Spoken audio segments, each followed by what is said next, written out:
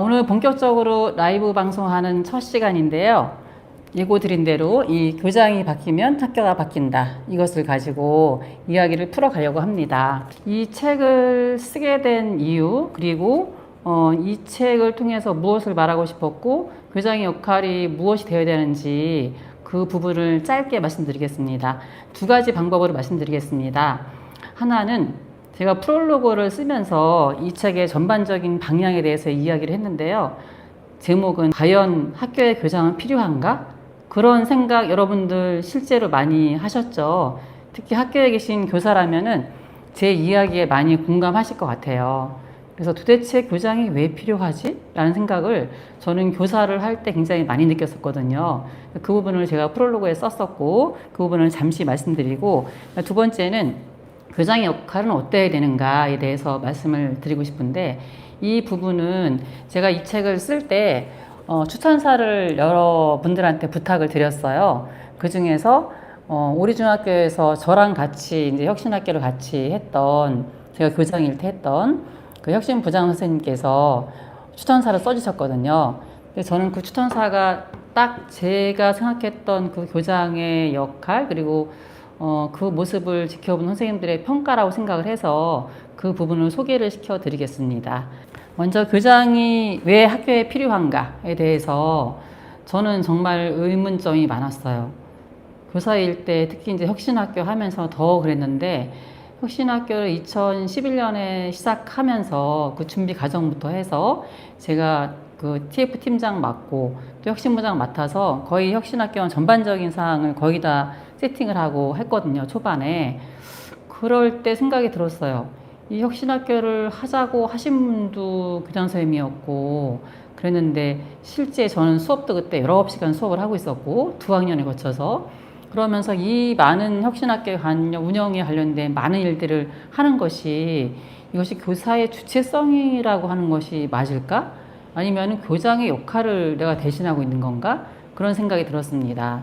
저는 교사들의 주체성을 인정해 주는 것과 그 일 자체를 교사가 해야 되는 것은 다르다고 생각이 들거든요. 그래서 그 혁신부장을 맡아서 여러 가지 일을 하면서 농담 삼아 제가 그랬습니다. 차라리 이럴 바에는 내가 교장을 하는 게 낫겠다라고 이제 선생님들이랑 같이 하소연도 했었는데, 그게 말이 씨가 되어서인지 2019년에 이 학교에 다시 교장으로 오게 되었습니다.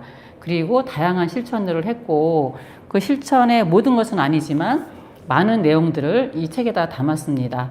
사실 이 책을 쓸 때 처음에 의도는 이 책을 보면은 초보 교장 내지는 교장을 준비하는 사람들, 아니면 교장이 아니더라도 학교에서 리더의 역할을 하고 있는 중간 교사들, 이런 교사들이 마치 그 예전에 우리 학급 운영 그 책처럼 이 책을 보면은 꼭지를 찾아서 예를 들어서 예산을 어떻게 해야 되지? 라든가, 또는 생활지도에 대한 문제라든가, 또는 학부모 민원이 왔을 때 어떻게 하면 좋을까? 이런 부분들을 이 책의 꼭지를 찾아서 보면 조금 참조가 되지 않을까라는 의도로 썼습니다.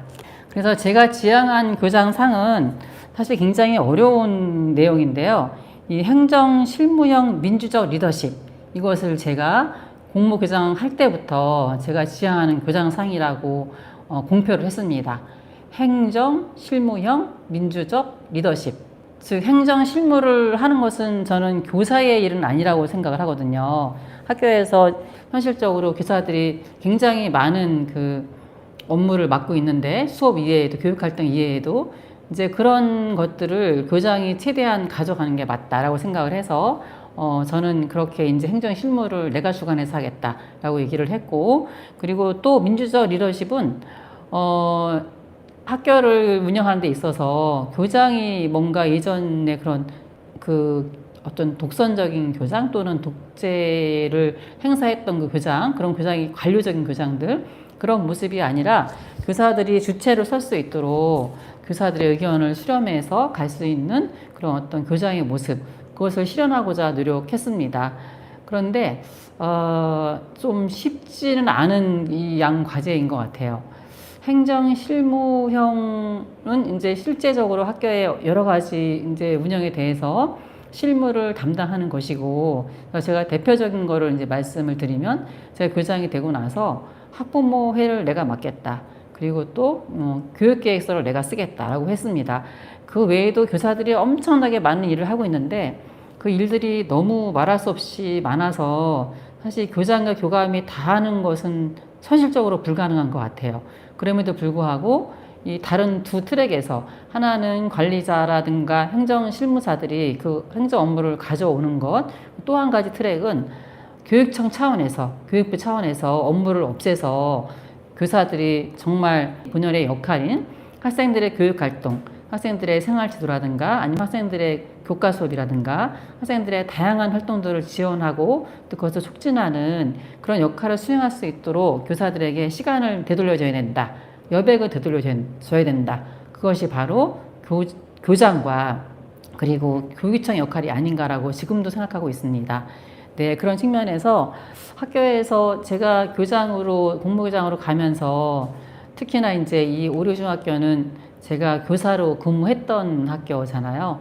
교사로 6년을 근무했는데, 그리고 혁신학교를 초기에 읽었던 같이 주체적으로 같이 읽었던 사람이기도 해서 이런 학교로 돌아가서 다시 이어서 이 오류중학교의 혁신학교 운영을 한다면 어디까지 이 학교를 바뀌게 할 수 있을까? 또는 학교 개혁을 할 수 있을까? 이제 그런 마음이 있어서 학교 이 교장으로 공모를 도전하게 되었던 것입니다. 4년이란 기간이 저에게는 굉장히 짧았어요. 사실 6년을 하고서 3년 뒤에 다시 돌아와서 완전히 모르는 학교가 아니고 제가 잘 아는 학교이고 또 주변에 그 분들과도 많은 네트워크가 형성돼 있음에도 불구하고 4년이라는 기간은 그렇게 길지 않은 기간이었다고 생각합니다. 어떤 관점에서 그러냐면 만약에 그냥 그 자리에서 할 수 있는 일만 예를 들어서 이제 생겨나는 일들 그걸 처리하는 그런 정도의 역할이라면 기간이 얼마라도 크게 상관은 없겠죠. 그런데 사실 학교 개혁이라든가 교육 혁신을 위해서는 또 학교 혁신을 위해서는 좀 장기적인 관점에서 그 학교를 운영할 필요가 있고 또 교사들하고도 같이 상의하면서 학교를 만들어 가야 된다고 생각을 하거든요. 그런데 그러기에는 4년이란 기간이 길지는 않았습니다. 개인적으로 가장 이제 아쉬웠던 점 중에 하나는 어쩔 수 없는 상황이었지만 코로나 저는 교장이라고 제가 부르는데 2019년에 교장으로 가서 19, 20, 21, 22, 4년을 근무했는데 그 중에 3년을 코로나랑 같이 했거든요. 그래서 교육활동을 적극적으로 실행할 수 없었던 것, 그것이 개인적으로는 가장 아쉬웠지만 또 코로나 시기에도 누군가는 그에 맞는 교장의 역할을 해야 된다는 점에서 그에 맞게 최선을 다해서 역할을 하고자 했습니다. 그리고 그런 내용들을 이 책에 구체적으로 많이 서술해 놓았습니다. 오늘은 제가 왜 교장이 되었고 또 교장의 역할에 대해서 어떻게 생각하는지를 짧게 말씀드렸는데 종합적으로 말씀드리면 저는 교장의 역할은 이거를 좀 은유적인 표현이라고 할 수 있을 것 같은데 오케스트라 단의 지휘자의 역할과 같다라고 생각합니다. 오케스트라에 굉장히 다양한 그 악기들이 있잖아요. 음색도 다르고 그런데 그 다양한 악기들이 제대로 소리를 냈을 때 가장 아름다운 하모니를 만들어낼 수 있는 거죠. 그래서 그 가장 아름다운 하모니를 만들어낼 수 있도록 하는 역할을 지휘자가 하고 있는 거겠죠. 근데 사실 이 지휘자는 영화라든가 여러 가지 이제 봤을 때 짐작하건데 악기 각각에 대한 특성도 가장 정확하게 이해를 하고 있어야 될 테고 악보도 잘 이해하고 있어야 되고 그리고 그 악기를 연주하는 악보를 보고 악기를 연주하는 교사들과의 관계도 굉장히 중요하다고 생각이 들거든요.